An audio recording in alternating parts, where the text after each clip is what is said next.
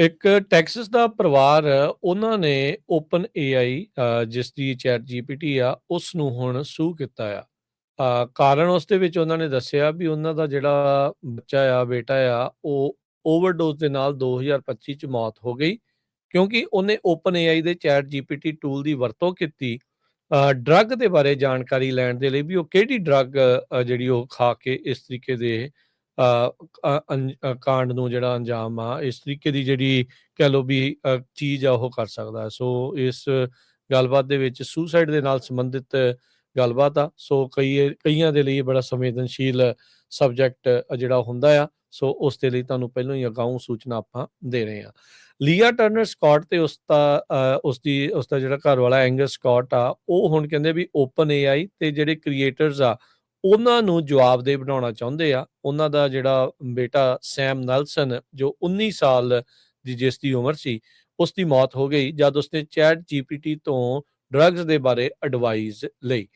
AI platform ਨੇ ਕਹਿੰਦੇ ਵੀ advice ਦਿੱਤੀ ਜਿਹੜੀ ਕਿ ਕੁਆਲੀਫਾਈਡ ਨਹੀਂ ਸੀਗੀ ਉਹ ਦੇਣ ਦੇ ਲਈ ਤੇ ਇਹ ਜਿਹੜੇ ਲਾਸੂਟ ਦੇ ਵਿੱਚ ਦਾਵਾ ਕੀਤਾ ਗਿਆ ਆ। ਇਹਨਾਂ ਦੇ ਮਾਪਿਆਂ ਦਾ ਮੰਨਣਾ ਆ ਵੀ ਉਹਨਾਂ ਦਾ ਮੁੰਡਾ ਜਿਉਂਦਾ ਹੁੰਦਾ ਜੇ ਚੈਟ ਜੀਪੀਟੀ ਨੇ ਇਸ ਫਲਾਡ ਪ੍ਰੋਗਰਾਮਿੰਗ ਦੇ ਕਰਕੇ ਉਹ ਉਸ ਨੂੰ ਇਹ ਜਾਣਕਾਰੀ ਨਾ ਜਿਹੜੀ ਉਹ ਦਿੰਦੇ। ਕਹਿੰਦੇ ਵੀ ਪਲੇਟਫਾਰਮ ਨੇ ਐਡਵਾਈਸ ਕੀਤਾ ਉਸਦੇ ਮੁੰਡੇ ਨੂੰ ਵੀ ਇਹ ਠੀਕ ਸੀਗਾ, ਕਹਿੰਦੇ ਵੀ ਸੇਫ ਸੀਗਾ। ਉਹ ਚੈਟ ਜੀਪੀਟੀ ਨੇ ਕਿਹਾ ਵੀ ਕਰਟਮ ਇੱਕ ਸਪਲੀਮੈਂਟਲ ਹੁੰਦਾ ਜਿਹੜਾ ਡਰਿੰਕਸ ਦੇ ਵਿੱਚ ਹੁੰਦਾ, ਪਿਲਸ ਦੇ ਵਿੱਚ ਤੇ ਹੋਰ ਪ੍ਰੋਡਕਟਸ ਨੂੰ ਜਿਹੜਾ ਉਹ ਲੈਣਾ ਠੀਕ ਹੈਗਾ ਜ਼ੈਨੈਕਸ ਦੀ ਕੰਬੀਨੇਸ਼ਨ ਦੇ ਨਾਲ ਜਿਹੜੀ ਕਿ ਇੱਕ ਐਂਟੀ ਐਂਜ਼ਾਈਟੀ ਮੈਡੀਕੇਸ਼ਨ ਹੈਗੀ ਆ। ਕੈਲੀਫੋਰਨੀਆ ਦੇ ਸਟੇਟ ਕੋਰਟ ਦੇ ਵਿੱਚ ਜਿਹੜੇ ਕੀਤੇ ਗਏ ਅਦਾਲਤੀ ਦਸਤਾਵੇਜ਼ ਆ ਉੱਥੋਂ ਇਹ ਪਤਾ ਲੱਗਦਾ ਹੈਗਾ ਆ।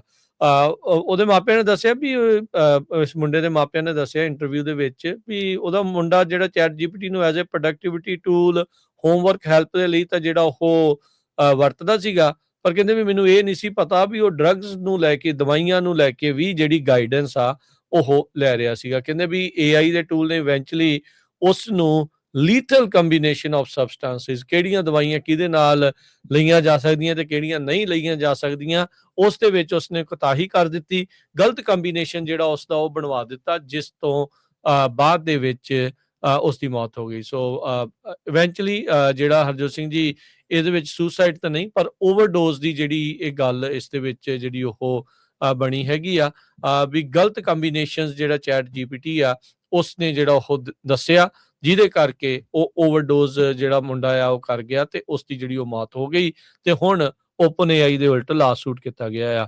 ਇਹ ਪਹਿਲੀ ਵਾਰ ਨਹੀਂ ਆ, ਇਸ ਤੋਂ ਪਹਿਲਾਂ ਵੀ ਸੋਸ਼ਲ ਮੀਡੀਆ ਪਲੇਟਫਾਰਮਸ ਦੇ ਉੱਤੇ ਕਈ ਟੀਨੇਜਰਸ ਦੇ ਦੁਆਰਾ ਜਿਹੜੇ ਸੁਸਾਈਡ ਦੇ ਮਾਮਲੇ 'ਚ ਆਪਣੀ ਉਹ ਇਦਾਂ ਦੇ ਗਲਤ ਕਦਮ ਜਿਹੜੇ ਉਹ ਚੁੱਕਣ ਦੇ ਮਾਮਲੇ ਦੇ ਵਿੱਚ ਉਹਨਾਂ ਨੂੰ ਆਲਰੇਡੀ ਜਿਹੜੇ ਲਾਸੂਟ ਆ ਉਹ ਕਿਤੇ ਜਿਹੜੇ ਉਹ ਜਾ ਚੁੱਕੇ ਹੈਗੇ ਆ।